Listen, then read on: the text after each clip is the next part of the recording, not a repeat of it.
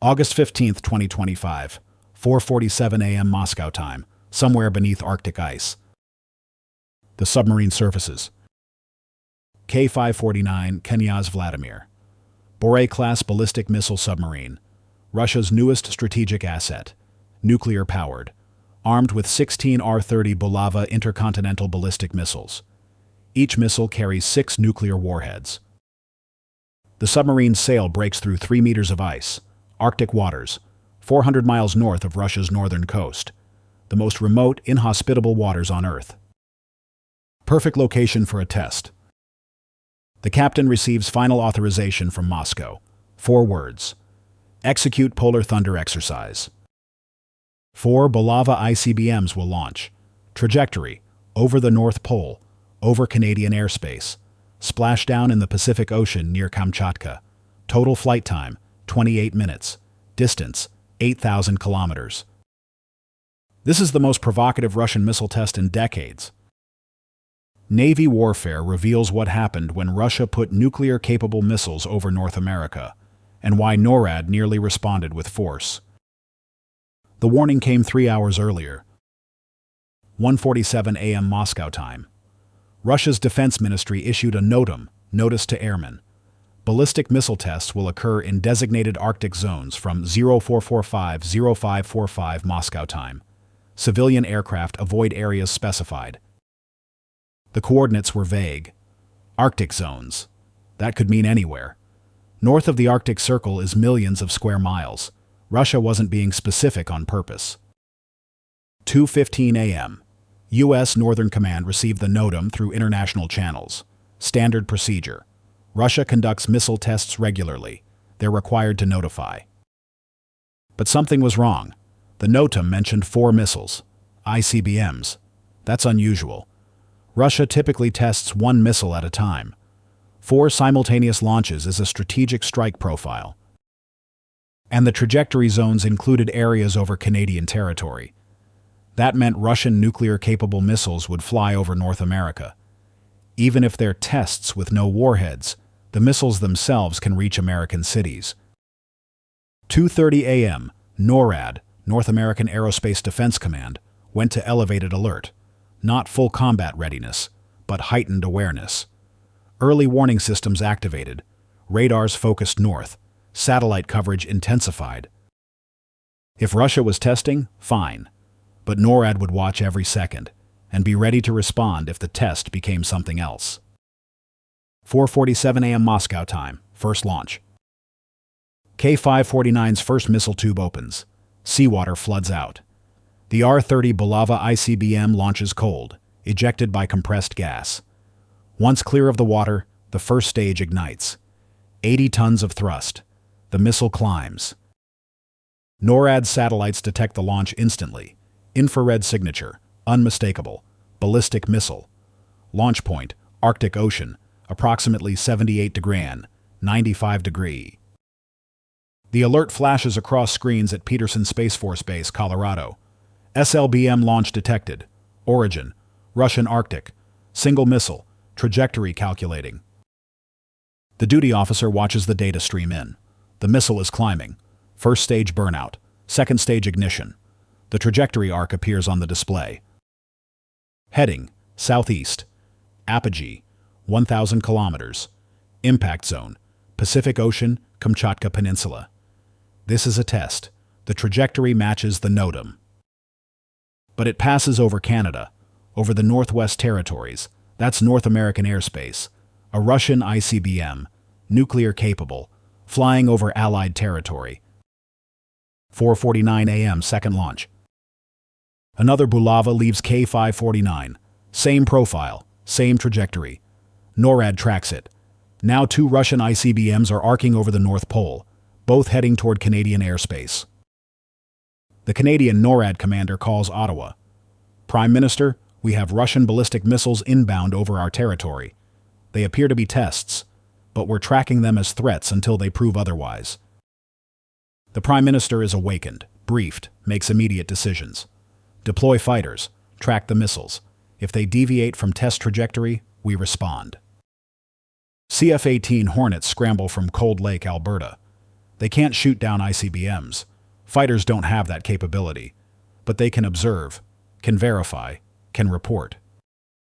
4:51 a.m. Third launch.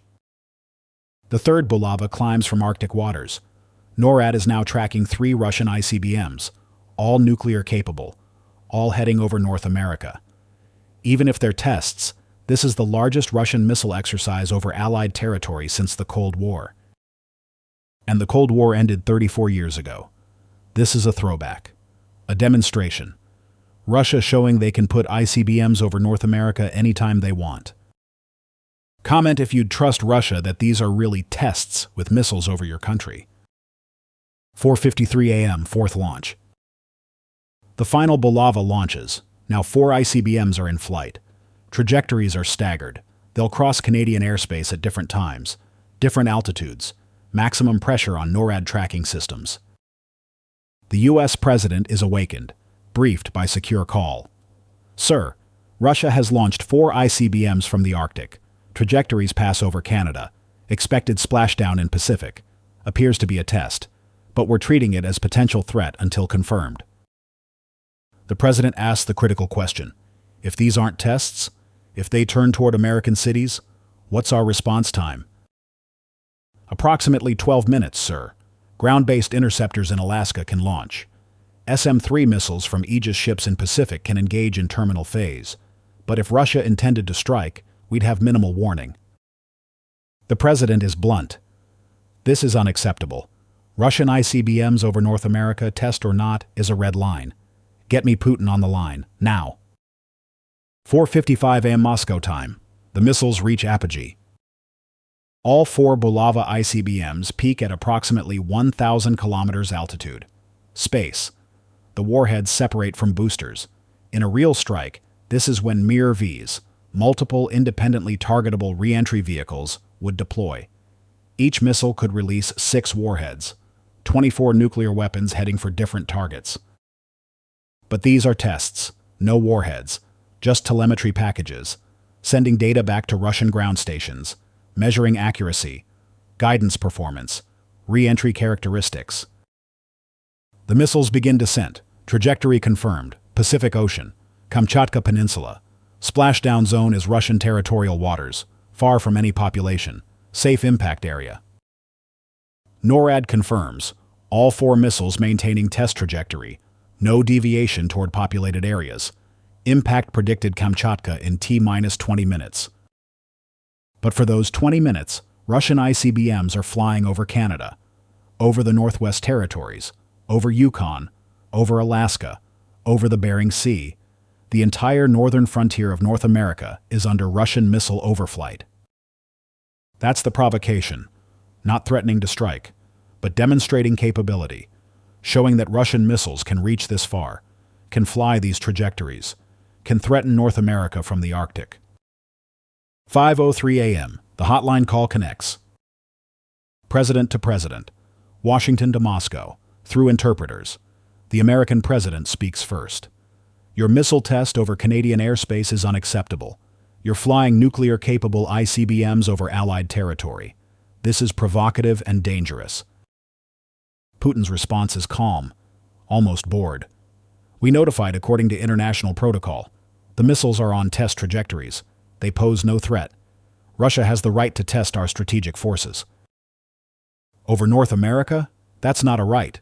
That's a provocation. If you want to test missiles, do it over your own territory, or international waters far from other nations. Putin's tone hardens. The Arctic route is the shortest path to our Pacific test range. It's efficient. We're not changing our test procedures to accommodate American paranoia. The call goes nowhere. Putin won't apologize, won't promise to avoid Canadian airspace in future tests. The message is clear. Russia will test missiles wherever they want, including over North America. Wait for what happens when one missile's telemetry fails. NORAD loses track and assumes the worst. 5:11 a.m. Missile 3's telemetry drops. The third Bulava is descending through 400 kilometers altitude. NORAD is tracking via satellite and ground radar. Suddenly, the radar return weakens, flickers, disappears. The tracking station reports, lost contact with Missile 3, Last known position 68 degree non, 141 degree AOU. Altitude 380 kilometers, descending at 5 kilometers per second. The NORAD commander's blood runs cold. A Russian ICBM just disappeared from tracking. At 380 kilometers altitude, over Alaska. Without tracking, they don't know where it will land. What if it's not headed for Kamchatka? What if it's targeting Alaska? What if this is the real attack hidden within a test? The commander makes an immediate decision. Scramble GBI interceptors. Target Missile 3's last known trajectory. Assume hostile intent until proven otherwise. 5:12 a.m. Ground-based interceptors prepare to launch. Fort Greely, Alaska. Silo doors open. 2 GBI interceptors arm. These are the missiles designed to shoot down ICBMs. Last line of defense for North America. Target: Russian Missile 3. Last known trajectory toward Alaska. If the missile reappears on track for Kamchatka, abort intercept. If it appears on track for Alaskan cities, fire. The interceptors are ready, but they need a target. Right now, they have nothing. The missile is invisible to radar. Somewhere in the sky. Descending. Maybe toward Anchorage. Maybe toward Fairbanks. Maybe toward the ocean. Nobody knows. 5:13 a.m. Canadian radar reacquires the missile. A ground station in Yukon picks up the radar return. Weak but present. The missile is there, still descending. Trajectory analysis runs. Results: on course for Kamchatka. No deviation. It was just a tracking dropout, probably ionospheric interference. The missile never left its test trajectory. The NORAD commander exhales. Stand down GBI launch. Missile 3 is nominal, continuing to Pacific impact zone. Crisis averted, but barely. For 90 seconds, NORAD thought a Russian ICBM was heading for Alaska. Interceptors were seconds from launch. If they had fired and hit a Russian test missile, it would be an international incident. Maybe an act of war. That's how close it came. 5:17 a.m. The first missile impacts. Pacific Ocean, 300 kilometers east of Kamchatka Peninsula. The Bulava warhead section hits the water at Mach 15. Enormous splash. Russian Navy recovery ships are already on station. They'll retrieve the telemetry packages, analyze the data. 3 more impacts follow. 5:19 a.m., 5:21 a.m., 5:23 a.m. All 4 missiles complete their trajectories. All hit their target zones. Test successful from Russian perspective. From NORAD's perspective, 28 minutes of high alert. 4 Russian ICBMs over North America. 1 tracking loss that nearly triggered interceptor launch. Unacceptable stress on early warning systems. Who's at fault here? A. Russia for provocative tests. B. NORAD for overreacting. C. Both? Vote below. 5:30 a.m. The aftermath begins. Canada's Prime Minister demands explanation from Russia. Your missile test violated the spirit of Arctic cooperation. Flying ICBMs over Canadian territory creates unacceptable risk. If there's a tracking error, a guidance failure, a malfunction, those missiles land on Canadian soil. We will not tolerate this. Russia's foreign ministry responds dismissively. Canada's concerns are noted. Russia will continue to test strategic forces as necessary for national defense. We followed all international notification requirements. The United States is less diplomatic. The Pentagon releases a statement. Russia's Arctic ICBM tests over North America are destabilizing and dangerous. We are reviewing military response options. Future tests over Allied territory may be treated as hostile acts. That's a threat. Shoot Russian test missiles. Treat them as attacks. Respond militarily. It's unprecedented. But Russia's provocation is also unprecedented. August 16th, emergency NATO meeting. Canada invokes Article 4 of the NATO Treaty. Consultation among allies when security is threatened. The question: are Russian ICBM tests over Canadian territory a threat requiring collective response? The debate is intense. Some allies argue yes. Russia is testing their ability to strike North America. The missiles were nuclear capable. Even if warheads weren't attached, the threat is real. This is unacceptable. Others argue no. They notified according to protocol. The missiles landed in designated impact zones. We can't call it an attack. It was a test. The compromise. NATO condemns the tests, demands Russia cease Arctic launches over Allied territory, threatens consequences if Russia continues, but stops short of calling it an Article 5 attack. Russia ignores the condemnation, plans more tests. August 20th, intelligence assessment. CIA and NSA analyze the test. Why now? Why 4 missiles? Why this trajectory?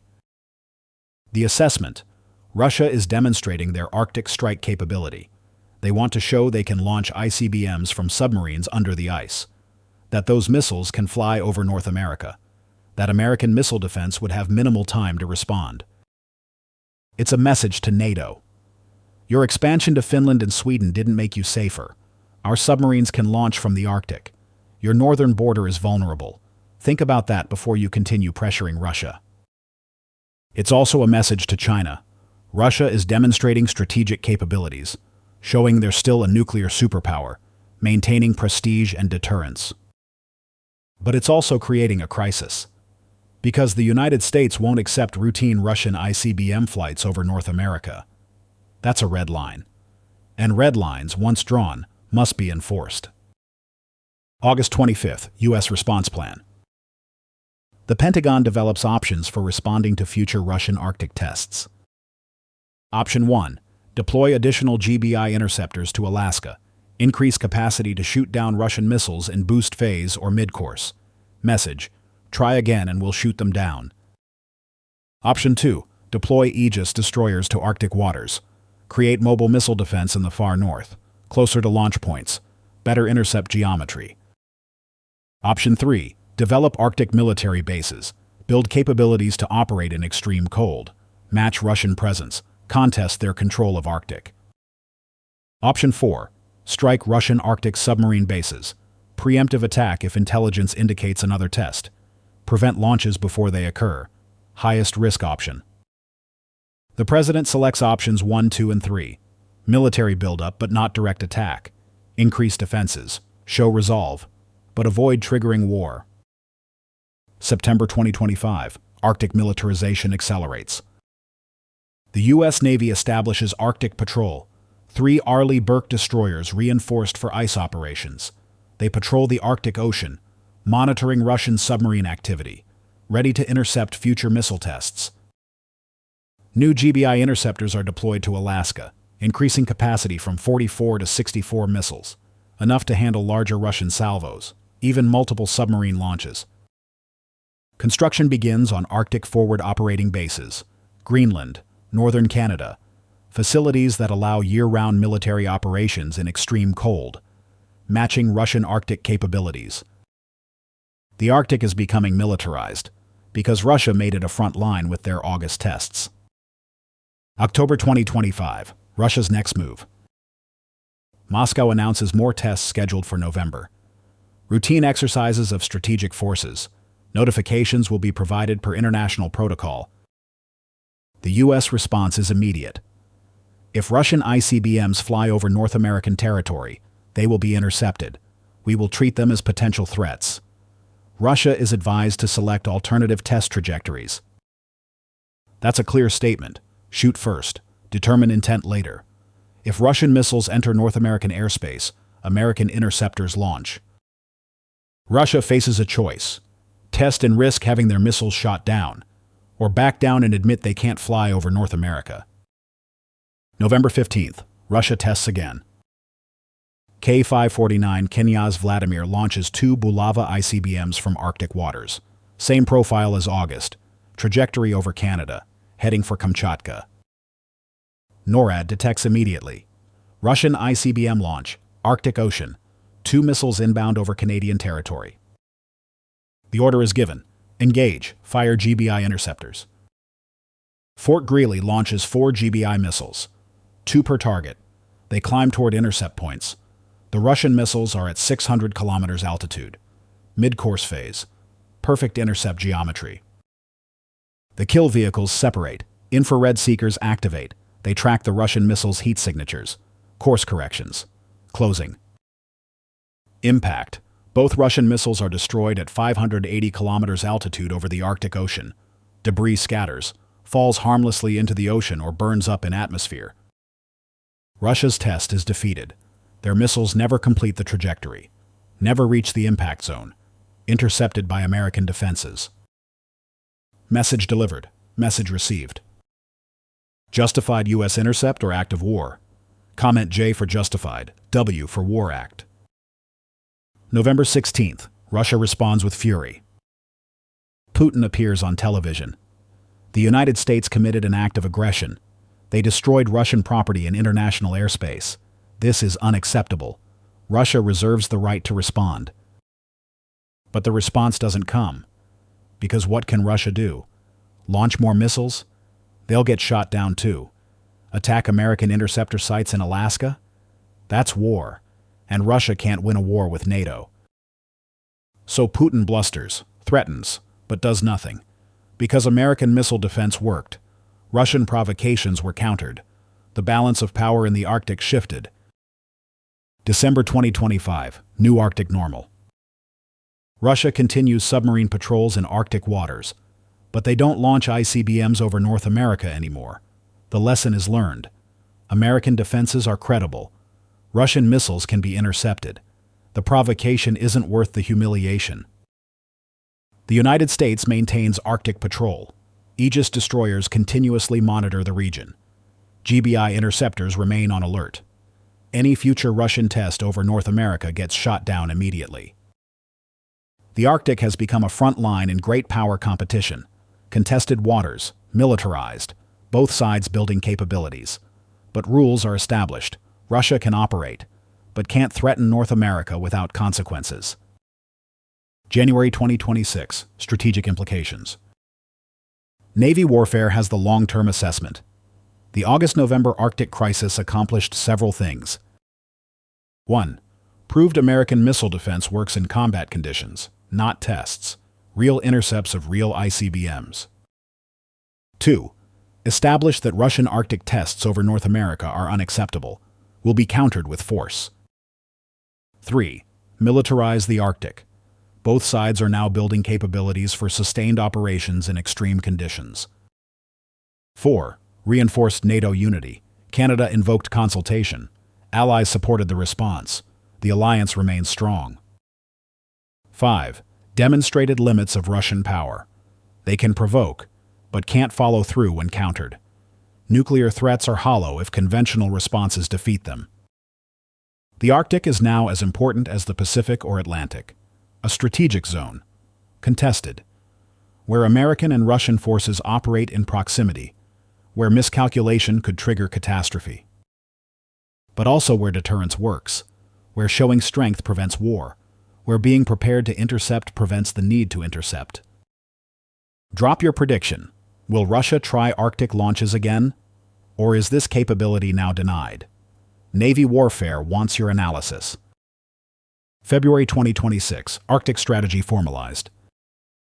The Pentagon publishes a new Arctic doctrine, Arctic Defense 2030.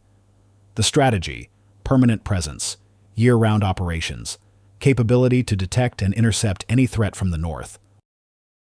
New systems are deployed, over-the-horizon radar, space-based sensors, enhanced GBI interceptors with better discrimination against decoys, hypersonic interceptors in development. The Arctic goes from neglected region to critical strategic zone.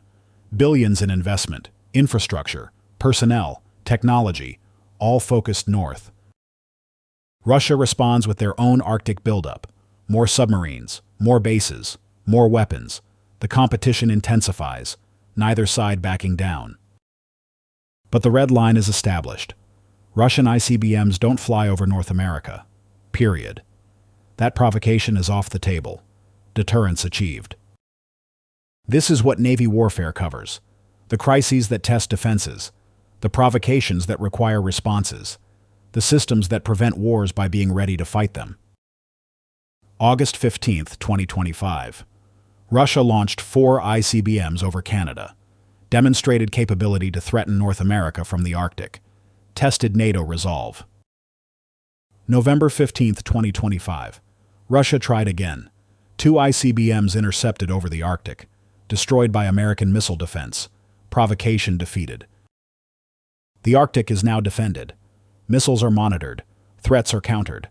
Russia learned the lesson. American resolve is real. Defenses work. The northern border is protected. Subscribe to Navy Warfare, because the most important defenses are the ones that never have to fire in anger, the systems that deter just by existing, the readiness that prevents attacks by promising overwhelming response. The Arctic remains contested, but North America remains defended. Russian missiles were challenged. American interceptors proved superior. Real threats, real defenses, real coverage, Navy warfare.